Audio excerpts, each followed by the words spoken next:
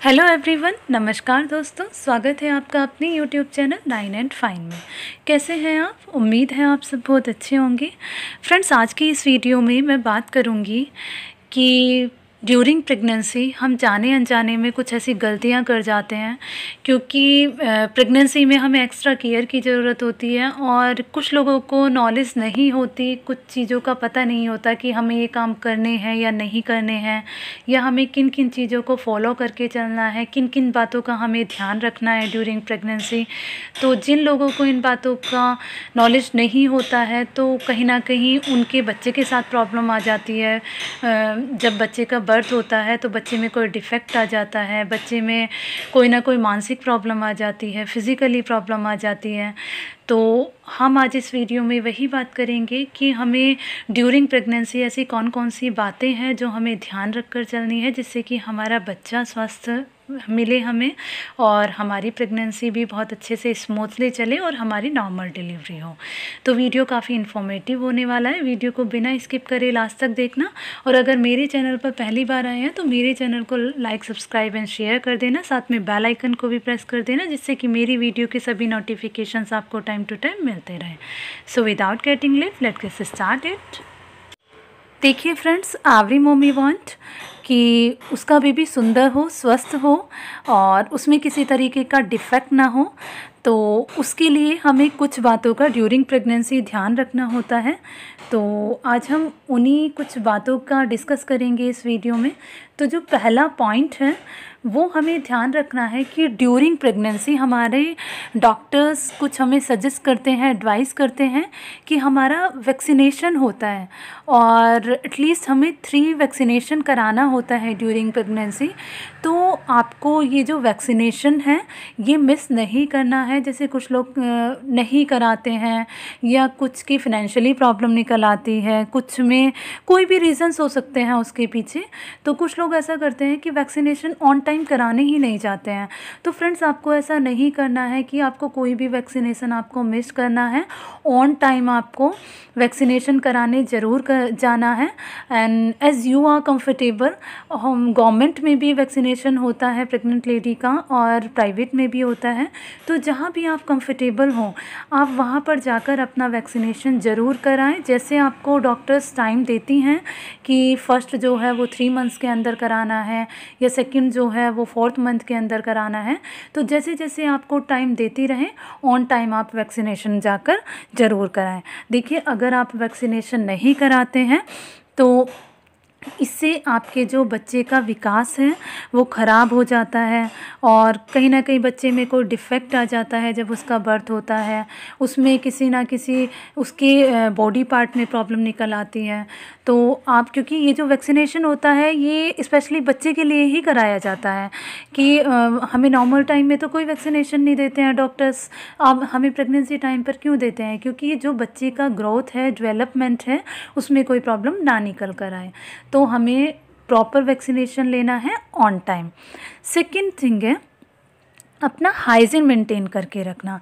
देखिए, जब हम प्रेग्नेंट होते हैं तो हमें वजाइनल इन्फेक्शन और हाइजीन मेंटेन करना बहुत ज़रूरी हो जाता है, क्योंकि हम इतने ज़्यादा मतलब सेंसिटिव होते हैं इस टाइम कि हमें यूरिनरी इन्फेक्शन होने के चांसेस, वजाइनल इन्फेक्शन होने के बहुत ज़्यादा चांसेस बढ़ जाते हैं। और ऐसा इन्फेक्शन होने से आपके बच्चे का जो इफ़ेक्ट है वो बिल्कुल एकदम अटैक हो जाता है।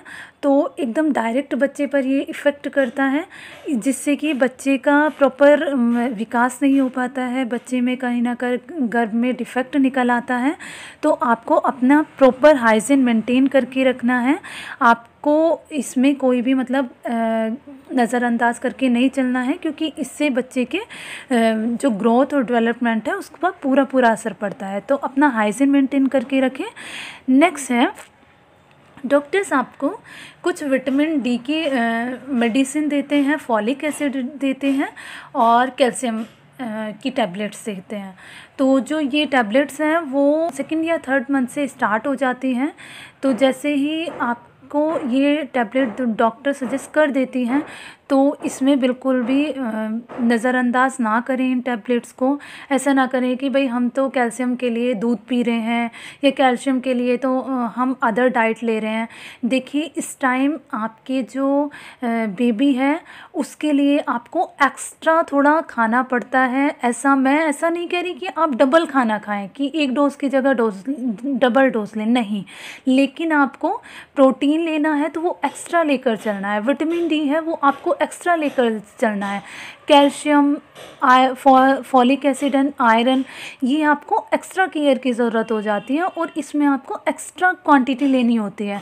तो आपको डॉक्टर्स इसमें मेडिसिन भी सजेस्ट करती है, मेडिसिन भी देती है, प्रोटीन सप्लीमेंट देती हैं और साथ में आपको प्रॉपर डाइट लेने के लिए बोला जाता है। तो विटामिन डी के लिए आप मॉर्निंग सन में भी बैठ सकते हैं। जैसे ही मॉर्निंग सन होता है तो ऐसा नहीं है बहुत ज़्यादा तेज़ धूप होती है, तो आप ऊपर जाके छत पर मॉर्निंग सन की एटलीस्ट 25 मिनट्स या 30 मिनट्स आप मॉर्निंग सन में बैठ सकते हैं, जो कि आपको डायरेक्ट विटामिन डी की जो रेज़ हैं वो मिलती हैं। तो उससे आपके जो बेबी की जो बॉन्स हैं वो स्ट्रॉन्ग रहेंगी और उसमें किसी भी तरीके का डिफेक्ट होने के चांसेस नहीं होंगे। तो आप ये जो टैबलेट्स देती हैं डॉक्टर्स, इनको बिल्कुल भी अवॉइड ना करें। ऑन टाइम जैसे डॉक्टर्स बताती हैं, जैसे 3 टाइम्स बताती हैं, 2 टाइम्स बताती हैं, जो भी डॉक्टर्स बताती हैं उसे ऑन टाइम प्रॉपरली ज़रूर लें। नेक्स्ट है मेडिसिन।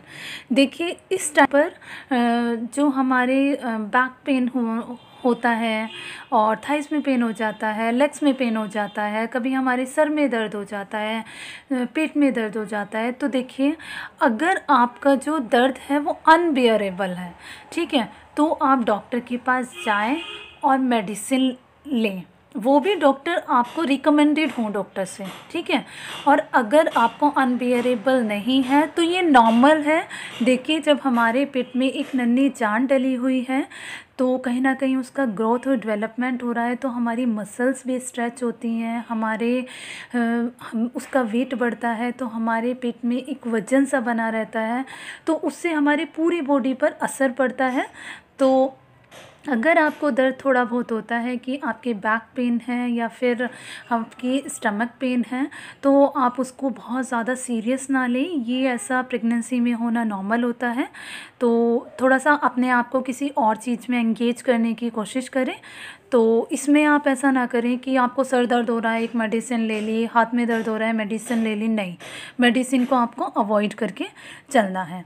नेक्स्ट पॉइंट है, देखिए इस टाइम आप जो अपनी डाइट लेते हैं वो टेस्ट के अकॉर्डिंग लेते हैं, क्योंकि इस टाइम थोड़ा फर्स्ट ट्राइमेस्टर में स्पेशली जब हमारा मन थोड़ा ख़राब रहता है प्रेगनेंसी में, तो हमें मन करता है कि फ़ास्ट फूड खा लें, कुछ खट्टा खा लें या फिर कुछ ऐसा चटपटा मिल जाए। देखिए मैं ये नहीं कहती आप इन चीज़ों को नहीं खाएं, टेस्ट के अकॉर्डिंग खाएं, लेकिन जो अपना डाइट है वो प्रॉपर भी लेना है, क्योंकि अगर आप बहुत ज़्यादा ये सब खाएँगे तो आपको जो प्रॉपर न्यूट्रिशन है वो कहाँ से मिल पाएगा और बच्चे का ग्रोथ एंड डेवलपमेंट कैसे हो पाएगा। तो आपको टाइम टू टाइम आपको प्रॉपर डाइट लेनी है, vitamin D, calcium, folic acid और साथ में आयरन के लिए जो भी, जैसे अनार का जूस ले सकते हैं आप, अनार खा सकते हैं, और जिन जिन चीज़ों में आयरन होते हैं जैसे आप कच्चे चने खा सकते हैं, तो आप अपनी एक्स्ट्रा केयर करके चलें इस टाइम। डाइट के लिए प्रॉपर डाइट लें, प्रॉपर नींद लें, वो आपके लिए बहुत ज़रूरी है इस टाइम। नेक्स्ट है कि आपको noise pollution and air pollution का बहुत ज़्यादा ध्यान रखना है, क्योंकि इस टाइम पर आप अगर नॉइज़ पोल्यूशन में रहते हैं, बहुत ज़्यादा शोर शराबे में रहते हैं, तो आपके जो बच्चे की सुनने की क्षमता है वो कहीं ना कहीं वीक रह जाती है, उसको कई बार उसके बहरे होने के भी चांसेस बढ़ जाते हैं। और अगर आप भी बहुत ज़्यादा चिल्लाती हैं, जैसे बहुत ज़्यादा गुस्सा आ जाता है, फ्रस्ट्रेट हो जाती है लेडी कई बार, तो बहुत ज़्यादा चिल्ला जाती हैं, तो आपको नहीं चिल्लाना है, और साथ में नॉइज़ पोल्यूशन से भी दूर रहना है। साथ में ऐसे ही एयर पोल्यूशन से आपको दूर रहना है, आपको बहुत ज़्यादा पॉल्यूटेड एरिया में नहीं जाना है और पोल्यूशन से बचना है, क्योंकि जो एयर पोल्यूशन है कहीं ना कहीं ब्रीथिंग प्रॉब्लम ला सकती है, तो आपको एयर पोल्यूशन से भी बहुत ज़्यादा दूर रहना है। नेक्स्ट है आपको चाय कॉफ़ी अगर बहुत ज़्यादा लेते हैं इस टाइम में, तो आपको चाय कॉफ़ी बहुत ज़्यादा नहीं लेना है। दिन में 1 बार ले लीजिए, ज़्यादा मन कर रहा है 2 बार ले लीजिए, क्योंकि देखिए जो कॉफ़ी है, चाय है, उसमें कैफ़ीन होता है और जो प्लेसेंटा है इसके ख़राब होने के चांसेस रहते हैं कैफ़ीन से। And as you know very well कि प्लेसेंटा एक ऐसा ऑर्गन है जो बेबी को ब्लड, ऑक्सीजन और सारे मिनरल्स सप्लाई करता है। तो अगर प्लेसेंटा ही ख़राब हो जाएगा तो कहीं ना कहीं आपका बेबी बिल्कुल उसके विकास पर कितना असर पड़ सकता है, या फिर बेबी के बिल्कुल ख़राब होने के चांसेस रहते हैं। तो आपको इन सभी चीज़ों का ड्यूरिंग प्रेगनेंसी बहुत ज़्यादा ध्यान रखना है जो मैंने बताया है। तो क्योंकि देखिए आपकी छोटी सी एक गलती से और आपके बच्चे का पूरा ग्रोथ एंड डेवलपमेंट इफ़ेक्ट हो सकता है। तो इन बातों का ड्यूरिंग प्रेगनेंसी ज़रूर ध्यान रखिएगा। एंड अगर वीडियो अच्छा लगा हो तो वीडियो को लाइक कर देना, चैनल को सब्सक्राइब कर देना। Thanks for watch my video. Thank you. मिलते हैं नेक्स्ट वीडियो के साथ, तब तक के लिए टेक केयर, बाय बाय।